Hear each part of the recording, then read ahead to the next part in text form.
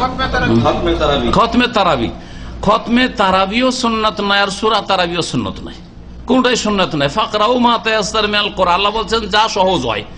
যদি কোন মসজিদে ভালো হাফেজ পেয়ে যান আর গোটা খতম করে তো ভালো কথা, আর যদি খতম না করে সেটাও সুন্নাত। একবারে কোরআন শুরু থেকে শেষ পর্যন্ত খতম করে নবী সাল্লাল্লাহু আলাইহি ওয়াসাল্লাম সাহাবীরা তারাই পড়েছেন, এরও কোনো প্রমাণ পাওয়া যায় না। তবে সাহাবায়ে কেরাম তাবেঈনদের যুগে যারা ভালো হাফেজ ছিল, যেমন উবাই বিন কাব, তামিম দারি, এরা ভালো হাফেজ ভালো কারি ছিল, তাদের ইমামতিতে তারাই পড়ানো হইতো। সুতরাং যদি কোনো জায়গায় খতম করানো হয় সেটাও ভালো, কিন্তু দেশি খতম না, যেই খতমে নিজেও বুঝে না যে কি পড়লাম, আর যারা মুক্তাদি তারা শুনে বুঝতে পারে না যে কোন আয়াত পড়া হয়েছে, বুঝতে পারে, এত এক্সপ্রেস পড়া হয়, এই পড়া আল্লাহ কবুল করবেন না। ওরা তেলিল কোরআন তারতিলা, ঠান্ডা মেজাজে ধীরে ধীরে স্থিরতার সাথে তেলাওয়াত করতে হবে। জি, হক আদায় করে।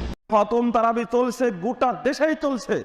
যে মসজিদে যাবেন ওই মসজিদে সৌদি আরবের আলেম সহ পৃথিবীর সবচেয়ে বড় ফতোয়া বোর্ড, ফতোয়া আল্লাজনা দাইমা ইন্টারন্যাশনাল ফতোয়া বোর্ড, সেখান থেকে খতম তারাবিকে ডাইরেক্ট বেদাত বলা হয়েছে।